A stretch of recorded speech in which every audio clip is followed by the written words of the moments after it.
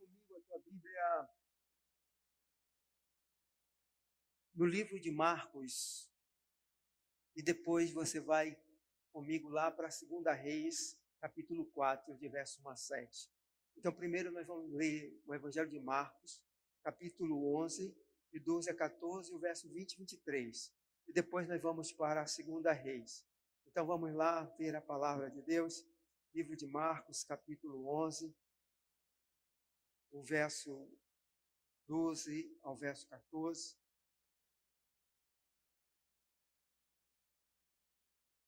Diz assim a palavra de Deus. Marcos, capítulo 11, não sei se já tem ali.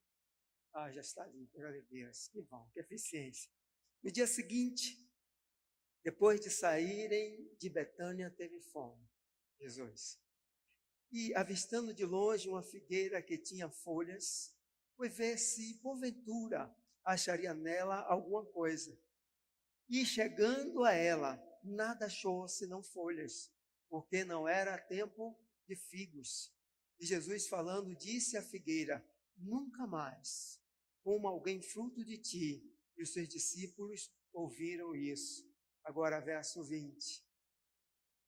Quando passavam na manhã seguinte, viram que a figueira tinha secado desde a raiz. Então Pedro, lembrando-se, disse-lhe: olha, mestre, secou-se a figueira que amaldiçoastes. Respondeu-lhe Jesus: tende fé em Deus. Em verdade vos digo que qualquer que disser a este monte: ergue-te e lança-te no mar, e não duvidar no seu coração, mas crê que se fará aquilo que diz, assim lhe será feito. Aleluia, glória a Deus. Agora nós vamos lá para 2 Reis. 2 Reis, capítulo 4. Vamos ler a partir do verso 1. 2 Reis, capítulo 4, verso 1.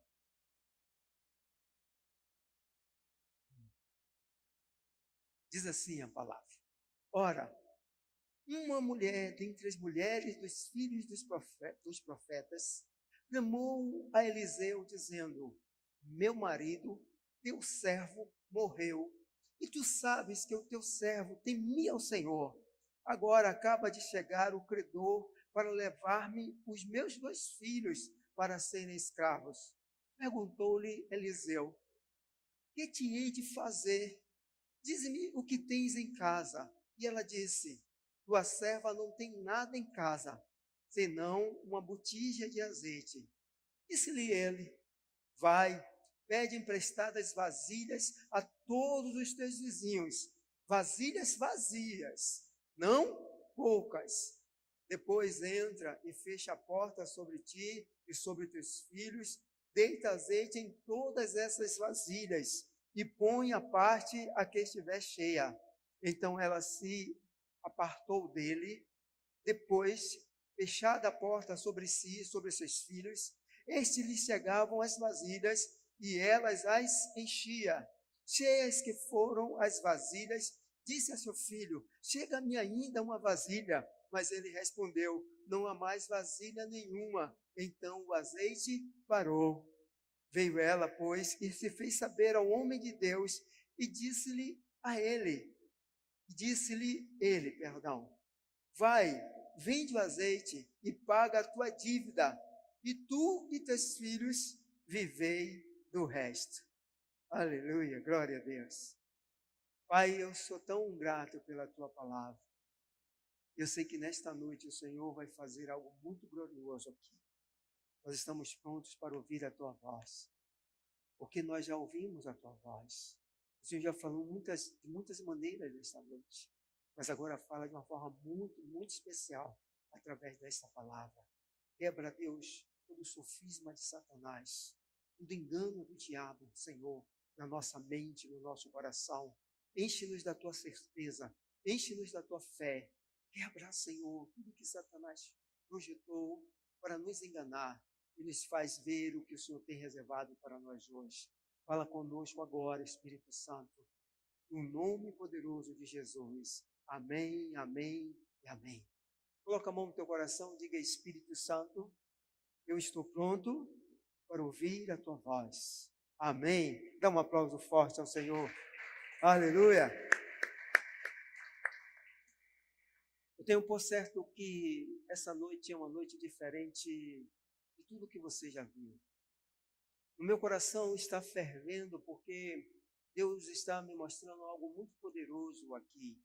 Eu sei que aonde essa palavra chegar, e aonde ela estiver sendo ouvida agora, e onde ela for ouvida, ela vai trazer uma transformação muito poderosa. Eu quero nessa noite falar da restituição de Deus, um Deus que em um dia pode restituir tudo que você perdeu. Você pode crer nisso? Essa é a palavra profética que eu trago para você hoje. Este dia é um dia de restituição. Tudo pode ser restituído em um dia. Você acredita que Deus pode mudar a sua vida inteira em um dia? Então eu quero que você receba isso hoje. Talvez você tenha levado 20 anos sofrendo e em um dia Deus é capaz de mudar tudo. Você pode calcular quanto tempo aquela mulher levou sofrendo? Quantos anos ela passou de angústia, de dor, vendo a sua economia e as suas finanças indo de mal a pior, vendo as coisas começarem a faltar dentro de casa e o marido cada vez mais chegar e dizer a ela: não tenho dinheiro, não tenho dinheiro, e ela vendo a escassez chegar, e esse homem passar os dias dele preocupado, angustiado, e sair e tomar dinheiro emprestado, e tomando dinheiro emprestado a juros, e todo dia ele ia, e todo mês ele ia, tomava dinheiro emprestado, e a dívida dele só cresciam, e a cada tempo que passava, esses homens a quem ele devia, ia na porta dele cobrar. Tem pessoas que transformam a nossa vida em um inferno. Tem pessoas que têm essa capacidade de nos tirar o equilíbrio da vida. E esse homem, ele tirou da sua casa o equilíbrio da vida. Ele deixou faltar tudo. Ele deixou faltar o suprimento da sua casa. Ele se endividou a tal ponto que ele não suportou mais viver. Deixa eu te dizer a você, a dívida é um espírito de dívida, um espírito que consome a nossa alma, um espírito que consome a nossa alegria de viver. Quando um ser humano entra em dívida, ele começa a entrar em angústia. A dívida, ela tem o poder de angustiar e ela tem poder de matar. Eu um dia assisti isso na vida de um homem de Deus. Esse homem, ele fez um acordo para comprar um prédio para a igreja. E era um prédio muito grande. E era um prédio caro. E ele assinou notas promissórias com o dono do prédio. E eu me lembro que eu fui um dia pregar lá naquela igreja. E eu terminou de pregar, esse homem de Deus estava sentado no gabinete dele. E ele estava com um bolo de notas promissórias assim na mão. E todas as vezes que chegava o final do mês, o dono do prédio ia para a porta da igreja para cobrar dele. E ele fez um contrato dizendo que se ele não pagasse, ele teria que devolver todo o prédio ao homem e perder a igreja. Então ele vivia muito angustiado. E eu me lembro que ele me deu um bolo assim de notas promissórias. E disse: pelo amor de Deus, apóstolo, me ajuda a pagar. E eu saí de lá carregando a dívida dele comigo também. Mas ele não conseguia pagar. E ele foi se angustiando. Um mês depois eu recebi a notícia que esse homem tinha tido uma parada cardíaca. E ele morreu instantaneamente. E deixou a mulher viúva. E deixou os filhos órfãos. Por conta desse espírito de dívida. E acarretou, ou inflamou o coração. E trouxe muita dor na vida daquele homem. Eu sei o que é isso. As pessoas não conseguem dormir, não conseguem comer. Alguns passam a comer de forma descontrolada e aquela angústia na sua alma. E essa mulher estava vivendo isso. Aquele homem cavou um buraco, uma cova, e ele não tinha como sair dela. Interessante é que a Bíblia diz que ele servia na casa de Deus. Às vezes nós servimos na casa de Deus, mas nós não buscamos Deus. Às vezes nós servimos na casa de Deus, mas não temos Deus como nosso conselheiro. Às vezes servimos na casa de Deus, mas não ouvimos o que Deus está falando. Não prestamos atenção, não seguimos orientações. Em um momento a Bíblia diz que esse homem procurou um homem de Deus. A Bíblia diz que ele servia. Eu fico imaginando que esse rapaz, ele estava lá do lado de Eliseu, todos os dias, mas ele nunca foi capaz de dizer a Eliseu o que se passava com ele. Ele nunca foi capaz de pedir a Eliseu uma orientação, uma oração, porque ele achava que ele podia se resolver. Tem pessoas que estão caminhando por fracasso e acham que se pode resolver, ou estão procurando conselhos e ajuda no lugar errado, estão procurando as pessoas erradas, fazem um julgamento, um juízo errado das pessoas que realmente podem ajudar, das pessoas que realmente podem te orientar, e terminam entrando em uma situação ruim. Eu me lembro que uma vez eu fui visitar um irmão, e ele estava entrando nessas coisas de venda aí, desse negócio de chamada de vendas, de multimídia, e alguns anos atrás, e era uma coisa muito incerta ainda, e ele me mostrou um quarto cheio de coisas, muitas coisas que ele comprou. Ele pegou todo o dinheiro que ele tinha e ele investiu nesse negócio. E ele começou a conversar comigo sobre isso. E ele começou a me dizer como seriam as vendas. E aí, quando ele me falou dos produtos e o preço dos produtos, eu disse a ele: meu irmão, eu preciso te dizer isso. Você não tem uma clientela que possa comprar esses seus produtos. As pessoas que você convive, elas não gastariam dinheiro nesse tipo de produto, a esse valor. E, infelizmente, aquele irmão ficou muito zangado comigo, porque eu disse isso a ele. Eu disse a ele: as pessoas que você convive não têm dinheiro para comprar esse produto a esse preço. E você não vai achar clientela. E ele ficou muito zangado comigo. Ele achou que eu estava amaldiçoando o negócio dele. Mas eu estava dizendo a ele uma verdade que ninguém teve coragem de dizer. E, infelizmente, ele perdeu todo o dinheiro dele. Ele perdeu tudo que ele investiu. E ele não conseguiu vender aquelas coisas. Porque o nível de cliente dele não podia comprar o produto que ele estava vendendo. Era muito caro para o nível de cliente que ele tinha. E nós precisamos, às vezes, entender isso no mundo do negócio. Eu não posso vender uma caneca de 1.000 para pessoas que ganham 1.000. Então, se eu tenho pessoas que ganham 1.000 e elas estão à minha volta, eu tenho que vender para elas canecas de 10, no máximo de 50. Porque aí elas vão poder comprar. Mas se eu vendo uma caneca de 1.000, de 500, para essas pessoas não dá. Para elas é impossível. Elas vão até gostar da caneca, mas elas não vão comprar. E esse homem, ele estava entrando em um caminho de dívida, ele estava destruindo a sua família. Mas ele nunca buscou um conselho. Ele nunca buscou alguém que pudesse dizer a ele: vá por aqui. Pelo contrário, ele buscava pessoas que ele acreditava ser o melhor para ele. Então ele tomava dinheiro emprestado. E tomava dinheiro emprestado a juros. E o pior de tudo era que a lei dizia que quando você tomava dinheiro emprestado e você não podia pagar, você tinha que ser escravo de quem você emprestava. E a escravidão durava 50 anos, ou até você pagar a sua dívida. Então o máximo era 50 anos como escravo. Como ele morreu, então os seus filhos teriam que ser escravos, porque a dívida não quitava. A dívida não quita quando a pessoa morre. Isso é terrível. A minha dívida não quita quando eu morro. A minha família, assim como ela herda meus bens, elas também herdam as minhas dívidas. Vocês sabiam disso? Uau! Quando eu soube disso, eu fiquei aterrorizado. Porque nós herdamos as dívidas. Então, eles herdaram a dívida. Ela agora estava sem marido e ela estava com a dívida. E os credores disseram a elas: a gente volta aqui a semana que vem. Se você não pagar, nós vamos levar os seus filhos e eles serão nossos escravos. Quantos anos mais? Então, ela não só perdeu o marido, mas agora também elas iam perder os filhos. E a Bíblia diz, então, que ela vai atrás do homem de Deus. Aonde você tem buscado conselho? Com quem você tem andado para se aconselhar? Quem é que tem sido o seu orientador? Sabe, você vem à casa de Deus e quantas vezes você já buscou conselhos de Deus? Quantas vezes Deus foi verdadeiramente o seu orientador?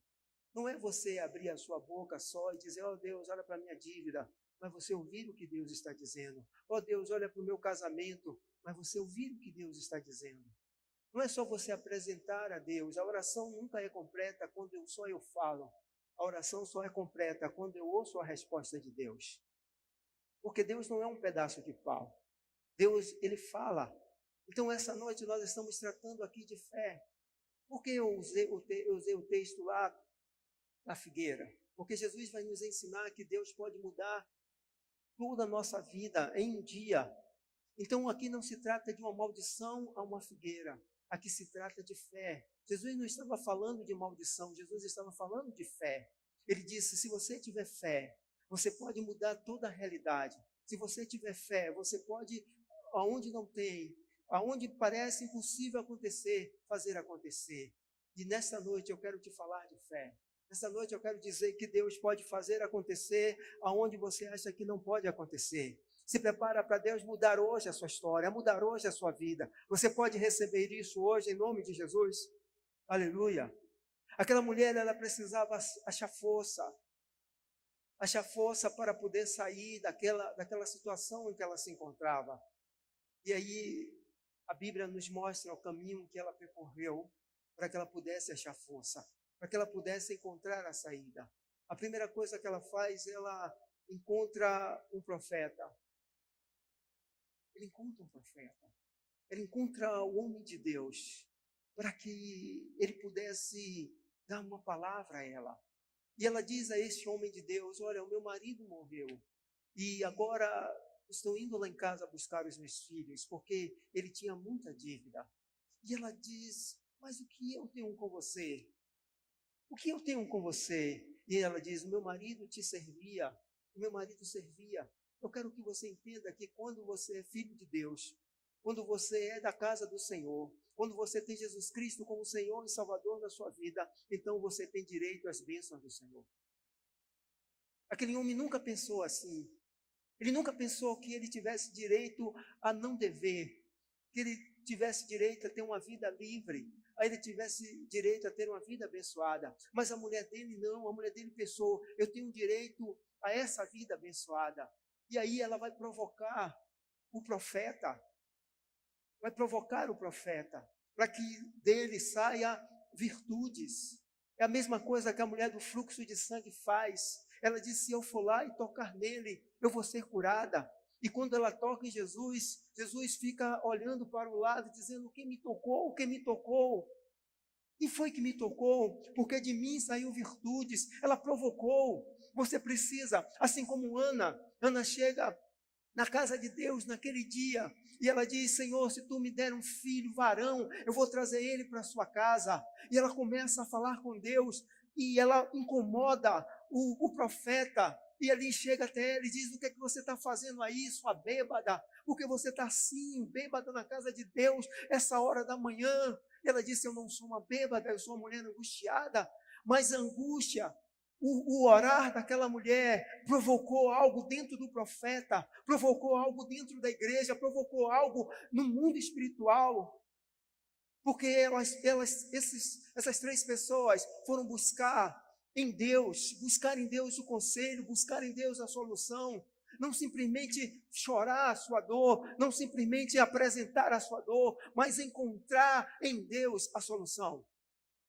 Um dia eu estava em um culto aqui de segunda-feira, um culto de cura.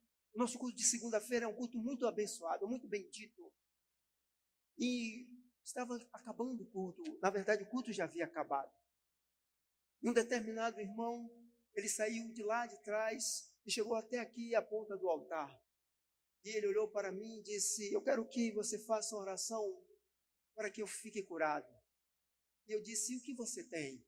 Então ele suspendeu a camisa e me mostrou todo o corpo marcado com feridas. Ele disse, olha como eu estou. Eu já tomei uma porção de remédio e estou usando uma porção de pomadas que o médico passou. mas nada resolve. Mas eu sei, se você orar, eu vou ficar curado. E quando eu olhei o estado da pele daquele irmão, eu confesso que eu fiquei muito assustado. Eu olhava para aquelas feridas, e ele disse: ore, se você orar, eu vou ficar curado. E eu coloquei a mão sobre ele e disse: em nome de Jesus, desapareça toda enfermidade, toda ferida, e que essa pele fique limpa da cabeça à ponta dos pés. E eu orei e ele foi embora. E eu fui para a minha casa. Na outra semana ele voltou. E quando terminou o culto, lá vem ele de novo. Eu disse: ei, meu Deus, lá vem o irmão. E quando ele chegou perto de mim, ele abriu a camisa outra vez e disse: olha para aqui, eu estou todo limpo. No dia, quando eu amanheci, aleluia, no dia pela manhã, quando eu amanheci, na terça-feira, eu olhei no espelho, a minha pele estava toda limpa. Ele provocou uma unção, ele provocou uma reação de algo que estava dentro de mim e que eu ainda não tinha usado, que eu ainda não tinha experimentado. Ele usou isso, ele provocou isso com a sua fé. Aquela mulher, ela vai até o profeta e ela diz: você pode fazer isso. Jesus, ele vai até a figueira, ele provoca a figueira. Ele diz a ela: você precisa me dar fruto. Mas a figueira se recusa a dar fruto. Tem pessoas que estão na igreja, mas eles se recusam a crer, se recusam a dar fruto, se recusam a dar pela fé, preferem murmurar, criticar, preferem se maldizer, preferem se lamentar, preferem buscar soluções lá fora, preferem buscar dinheiro emprestado a juros, preferem às vezes fazer parcerias escusas, buscar coisas que não são de Deus. Prefere às vezes largar o casamento ao invés de crer em um Deus que cura. Prefere largar a igreja e prefere se encontrar com a morte ao invés de Deus da vida.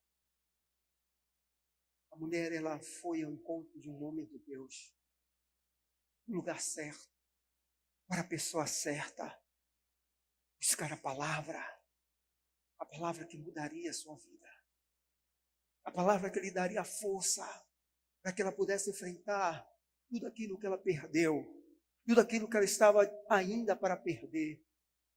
Ela vai buscar no homem de Deus. Eu não sei se você veio aqui hoje buscar isso, mas se você não veio, eu quero te dizer que você está no lugar certo. Então, se você quer um milagre na sua vida, se você precisa de um milagre, eu quero liberar sobre a tua vida agora esse milagre. Eu quero liberar sobre você uma palavra profética de restauração. E quero te dizer que Deus é capaz de mudar a sua história em um dia. Aleluia. Você pode receber isso. Aleluia. A segunda coisa que ela faz para achar força, ela encontra o pouco que tem. O profeta pergunta a ela: o que você tem? E ela diz: eu só tenho um pouco de azeite. Um pouco distante ela conseguiu encontrar um pouco. Eu quero nessa noite te dizer que há algo que Deus preservou na sua vida. Tem algo que Deus preservou na sua vida, que é uma semente poderosa para mudar toda a sua história. Esse pouco que ela encontra não é um pouco da sua mente, mas é um pouco do coração de Deus. É um pouco que Deus, a Bíblia diz que com toda tribulação, Deus sempre vai ter um escape. Eu quero que você entenda que na situação que você está vivendo, tem sempre algo lá, um pouco de Deus, que vai ser a porta que você precisa para sair. Encontre esse pouco de Deus e você vai encontrar a saída da sua vida. Observe que em toda a história de sucesso, vai estudar os grandes homens, tanto da Bíblia como pessoas que se deram bem financeiramente. Observe que, como em um relance, um start, eles encontraram algo, e foi a saída que eles precisavam para mudar de vida.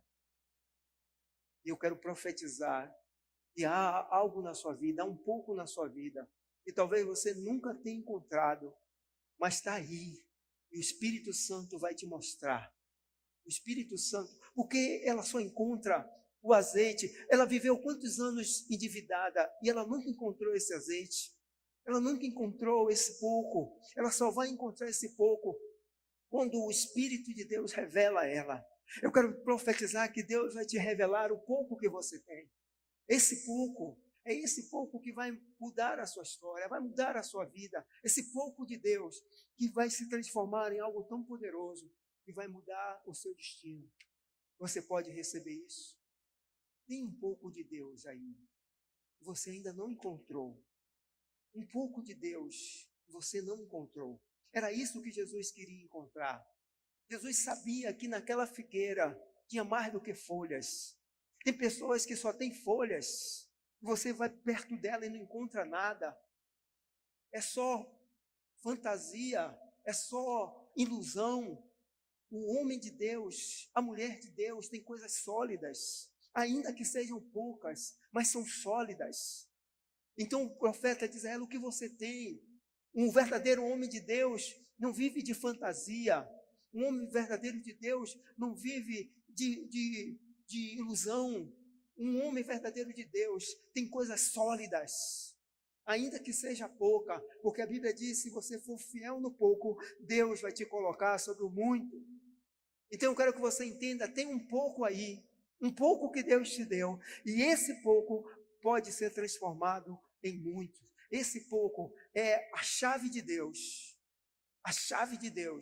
para abrir algo que você nunca imaginou que seria capaz de abrir. Você entende isso? Os estudiosos dizem que pobre não é quem não tem dinheiro. Jesus diz assim: no mundo sempre tereis pobres. Pobre não é quem não tem dinheiro. Pobre é quem não tem criatividade. Pobre é quem não consegue fazer nada. E a Bíblia diz que Cristo morreu para que você fosse rico. Então você não é mais pobre. Há em você poder para fazer algo. Então receba em nome de Jesus. Dá um aplauso forte a Ele. Aleluia.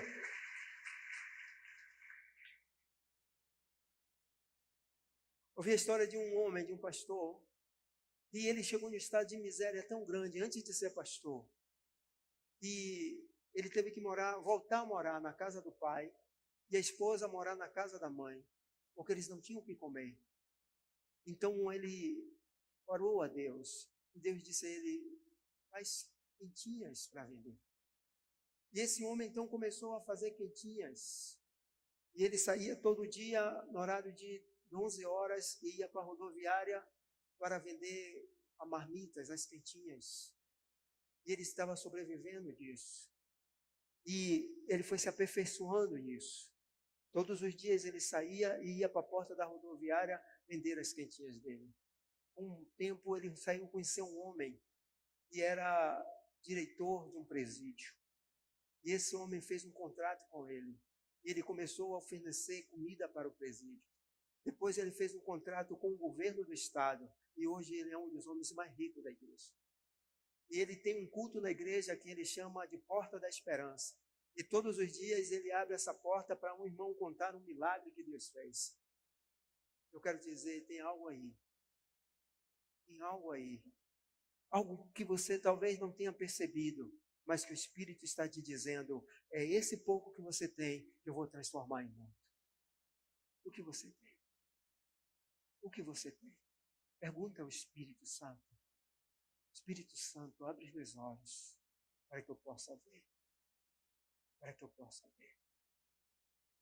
É terrível quando você se nega a crer nisso. Aquela figueira, ela se negou a crer. Ela se negou a crer que ela era capaz de dar um fruto para Jesus. Tem pessoas que estão assim, se negam a crer. Aquele homem se negou a crer que ele era capaz de encontrar uma saída para suas dívidas. Por isso ele optou pela morte. Tem pessoas que se negam a crer que Deus pode mudar a sua história. Existe algo pequeno que pode ser feito Não pense em coisas grandes, comece com coisas pequenas, porque é sobre essas coisas pequenas, que são sementes, que Deus vai fazer você crescer, prosperar e se tornar grande sobre a terra. Você pode receber isso? Aleluia.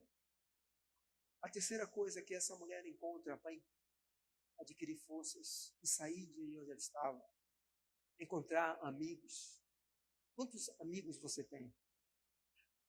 Eu quero que você compreenda que quando nós entramos no estado de miséria, a tendência nossa é entrar no estado de isolamento. Todo isolamento é asfixiante. Ele mata, ele tira o oxigênio. Toda pessoa que está em estado de miséria, ela tem tendência a se isolar. Ela vai se isolando e ela vai buscando pessoas que comunguem a mesma miséria que ela. Eu imagino que aquele homem conhecia muita gente endividada. Eu me lembro que um período que eu estava muito endividado, quando saía no jornal assim, há mais de 60 milhões de brasileiros endividados, eu dizia, opa, não estou só. Agora eu me alegrava porque eu estava entre os endividados. Eu deveria buscar quem não está endividado e me associar a essas pessoas e aprender com elas a não ser um endividado. Então aquele homem, ele andava com os endividados e ele acabou se isolando. A Bíblia diz que quem se isola se surge, se levanta contra a sabedoria. Todo isolamento, ele é perverso. Todo isolamento mata. Quando você está entrando em uma rota de destruição, você precisa de ajuda. Você precisa de socorro. Você precisa de alguém que te ajude.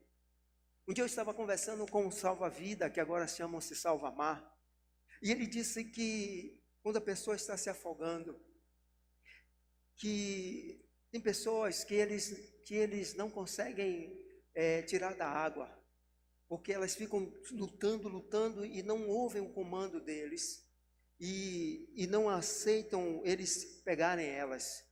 Aí eu disse, e como é que você faz? Ele disse, como é que a gente faz?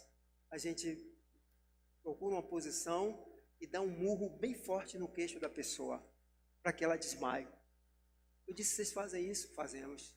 Quando a pessoa desmaia, a gente pega ela, carrega e bota na praia e salva ela. Sabe, enquanto você estiver se debatendo, ninguém vai poder te salvar.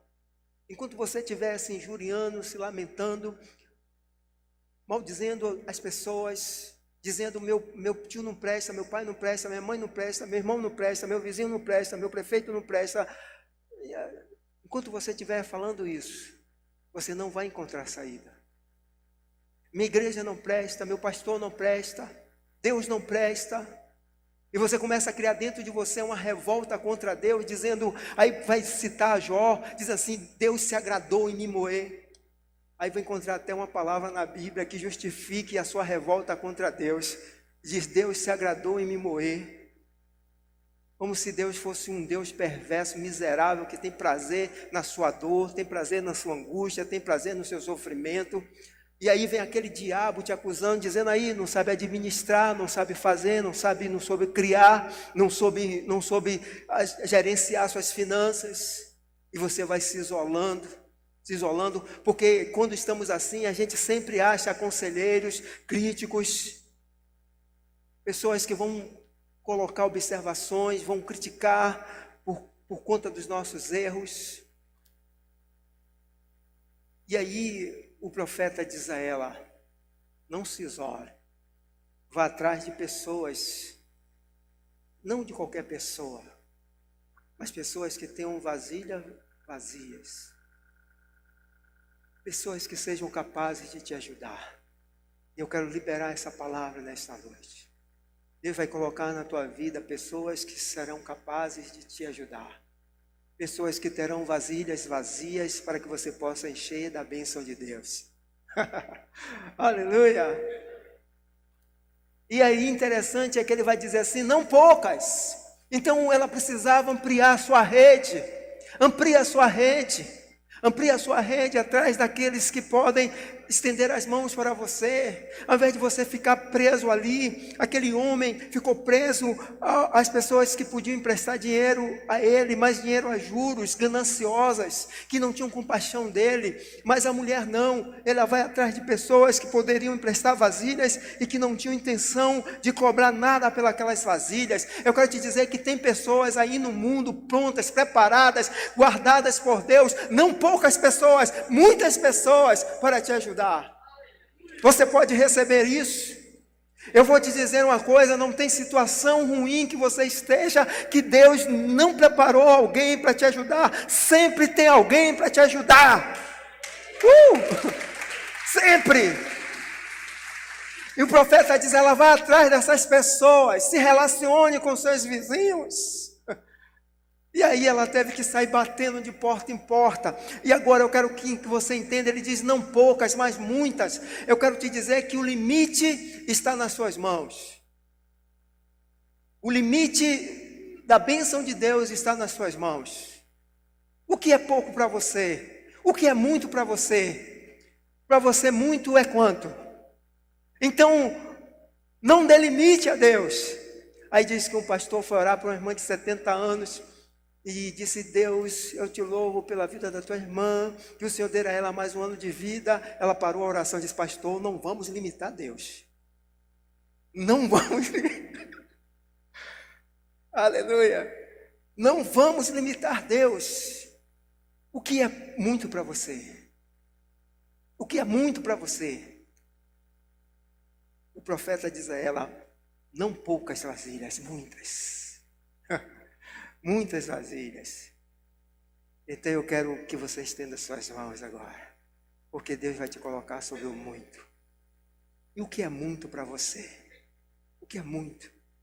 Tem pessoas que o muito é ter uma casa, tem outras que o muito é ter uma bicicleta, tem outras que o muito é ter um casamento. Não sei o que é o seu muito, mas Deus vai dar além do que você imagina. Além, receba agora em nome de Jesus. Pessoas que vão cooperar com você, que serão usadas por Deus para cooperar com você. E quando você vê isso, você vai encontrar forças, provavelmente no meio dessas muitas vasilhas. Um ou outro disse, não vou emprestar nada não, não tenho vasilha nenhuma não, e daí? Você vai ouvir um não aqui, mas vai ouvir 10 sims lá na frente. Sempre haverá, sempre terá. O Senhor nos ensina a andarmos com pessoas e a confiarmos em pessoas. Então receba de Deus em nome de Jesus. Glória a Deus. E a última coisa, onde eu vou encontrar força? Onde eu vou encontrar força para vencer tudo isso? Encontre um milagre. Encontre um milagre. Quando ela começa a encher as vasilhas. Ela tinha uma pouca vasilha, um pouco de azeite, e de repente ela vê esse pouco de azeite encher uma vasilha, encher outra vasilha, e outra, e outra, e outra, e outra, e outra, enchendo, e daqui a pouco ela diz ao menino, tem mais vasilhas? E o menino diz, não tem. Ela começou a ver o milagre, começou a ver. Encontre o milagre de Deus. Sabe, Deus diz assim, Israel, lembra de quem é Deus na tua vida.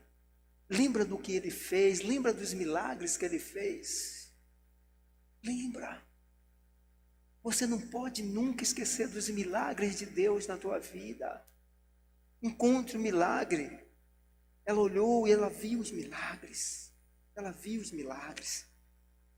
Veja o milagre. Agora, tem pessoas que quando recebem o milagre, esquece do homem de Deus. Esquece da casa de Deus. Tem pessoas que, Deus me dá um carro, depois que Deus dá o carro, ele pega o carro e vai para tudo que é canto, menos para a igreja. Deus me ajuda a passar na faculdade. Ele passa na faculdade, começa a ouvir uma porção de besteira e esquece da casa de Deus. Quem botou você lá? Quem colocou você lá? Pede a Deus um emprego, Deus dá um emprego, ele começa a ganhar dinheiro e esquece da casa de Deus. Quando ela viu o milagre, ela correu para o lugar do milagre. Ela correu e disse: e agora, o que é que eu faço com esse milagre? O profeta diz a ela: vende, paga suas dívidas e vive do resto. Que resto? Um resto que foi capaz de mudar a vida. O resto de Deus é capaz de mudar a sua vida inteira. Um resto de Deus é capaz. Por isso, quando ele disse àquela mulher assim: olha, eu vou dar pão aos filhos, ela disse: me dá das migalhas da mesa.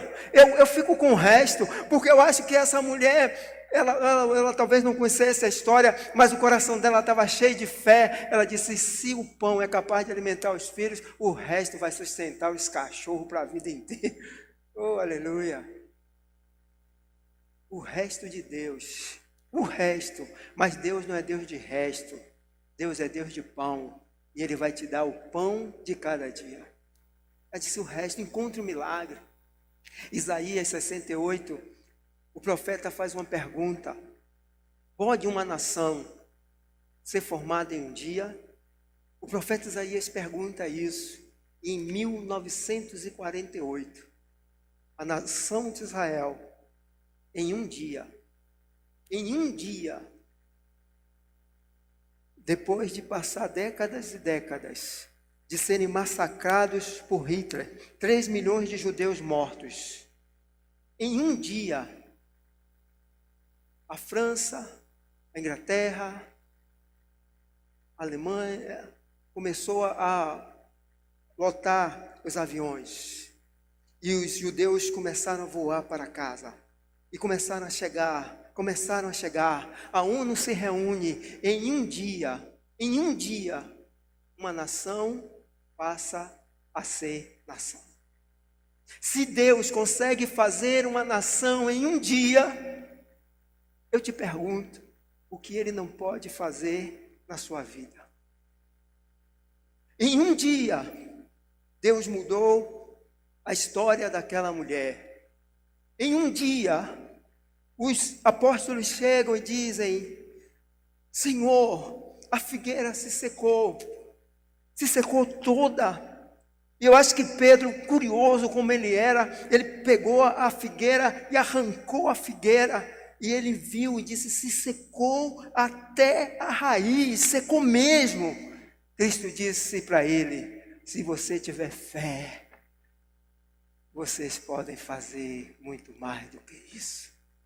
Em um dia, sua vida toda pode ser mudada.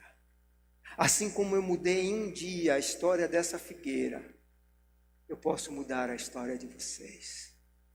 E eu quero profetizar que esse é o dia de Deus mudar a sua história. Em um dia, em um dia, em um dia, em um dia, em um dia. Aleluia. Fica de pé. Eu quero orar por você.